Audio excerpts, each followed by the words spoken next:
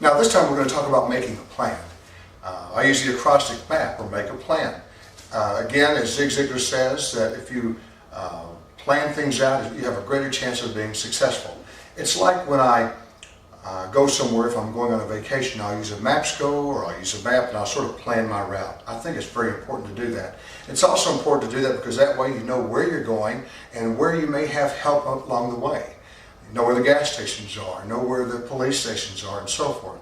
I think it's also very important to always know where you are in case an emergency were to happen. I take young police officers as we're driving, and we'll drive and talk, and all of a sudden we'll stop in the middle of the block, and I'll say, okay, now let's pretend that I'm being shot at, and I've been hit, and I can't help you.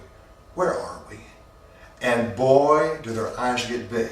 We all have to learn to watch for street signs, for mile markers, and for exits and so forth on the freeway. That'll be a terrific help. I want you to start doing that. It's very helpful.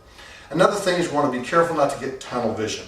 When we come outside of a store, for example, maybe you're looking for your car. That's called having a hard gaze. You find in and focus on your car. As you walk towards your car, don't forget to look around and see the surroundings. Open your eyes, wide gaze, and scan the parking lot. That's very important.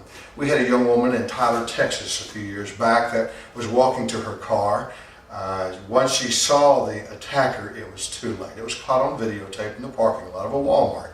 And she ran to her car, he caught up with her, and he ended up abducting and, of course, killing her. We have to learn to be prepared, know the route, and have that wide gaze as well as the tight gaze. We need to know how to keep a safe distance from strangers. And if I have that wide gaze and I'm focusing and looking around and keeping my perspective open, then someone comes toward me, I know I can go back into the store, I have a plan, I've got to go back into the store, or I can get with this crowd of people, or maybe even in the first place plan to have someone with you as you go. I think that's very important. Now, I've been teaching how to keep from going into psychogenic shock for many years now. Psychogenic shock is a fear-induced shock, and it causes a great physiological response. You can literally be scared to death. What happens, it causes your blood vessels to dilate, your blood pressure to drop, and you can even pass out. What I want you to do is to learn how to do these few things, and it'll make a difference. The first is to keep your eyes open. If you keep your eyes open wide, you have a greater ability not only to recognize and see the things happening around you, but your brain works differently. When your eyes are closed, you're using a different receptor site in the back of your brain. If your eyes are open, you have a different, again, that receptor site that helps you be logical. When you close your eyes, that's when you can fall asleep because you're getting into more of a dream type state.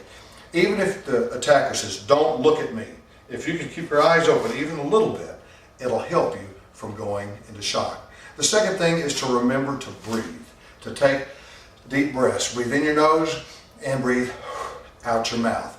By breathing, it helps circulate the oxygenated blood.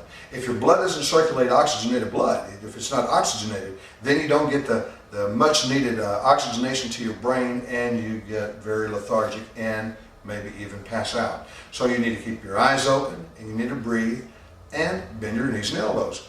Now, the reason you bend your knees and elbows is not just to let you be able to run, which is important, or to have good stability, which is important, or to be able to block and protect yourself. Of course, that's important. But if you lock your arms out and lock your legs out, you can pass out. Because the circulatory system means your body, the vascular system moves in a circle. And if you lock out your arms and lock out your legs, it's like stepping on a water hose. It keeps the water from flowing. When you lock out your arms and legs, it does the same thing to your vascular system. So keep your elbows and knees bent, and that way you have good circulation, again, for that oxygenated blood. Another thing is you want to make sure that you are physically prepared. Get enough sleep. Don't drink too much caffeine. Don't use drugs and narcotics and so forth. It doesn't help you. You want to have a good, clean, healthy body as well as a healthy mind. If you'll do that, you'll be able to protect yourself better. Now, the next thing is visualization. In 1984, the Russians, were prepared for the Olympics with 3 different test groups. And for example, let's say soccer, just as an example. They had 3 test groups, one that practiced physically all the time. The second group practiced physically until the last month or so, and then what they did is they spent half the time physically practicing, half the time thinking of the process. And the third test group spent the same amount of time practicing physically again until the last few months. In the last few months, they didn't physically practice at all. As a matter of fact, all they did was think about it. And here's the strange thing. There are the three test groups, the ones that they all three practiced whatever that physical sport was until the last few months. One that practiced physically the whole time did the poorest. The one that did half the time physically practice and the other time thinking about it, the other time doing that, they actually performed better. But the one that did the best was the one that didn't physically practice at all. Now, I'm not saying don't physically practice, because remember, they all did the practicing at first. But what they did is they started thinking through the process. And if you'll do that, it helps you. As a matter of fact, they were in better aerobic condition as well as physical muscularity, and as far as being prepared for that sport. Needless to say, they didn't have the injuries the last month as well. So we need to learn to think as well as physically participate. And visualization, we first want to do what I call preview. Jack Nicklaus did this, a great golfer. You think, what am I going to do when I get there? For example, he would have someone walk the golf course, and he would have his caddy would walk it and know exactly how many steps and whether it would go to the left or go to the right to be able to reach the hole. He had it planned out, and while he was on the airplane going over, he would think these things through and literally see himself walking through that golf course. This visualization helped him, and also will help us. We need to see ourselves thinking, what would I do if I were in a fire, or if I were in a tornado, or if I were in a wreck, or if someone grabbed me? People say, well, Richard, isn't that negative? I think if you're physically and mentally prepared, it gives you a better chance for positive results. I think it's a good idea. That's why we have fire drills, the stop, drop, and roll. That's why we have tornado drills and so forth, is we learn to be prepared in the midst of that emergency. What would I do if someone knocked on my door in the middle of the night? What would I do if someone came up to my door? What would I do if is a very helpful tool, I believe. We need to learn then how to view. You see, when you have the previewing process, that's when it's safe and you can think these things through.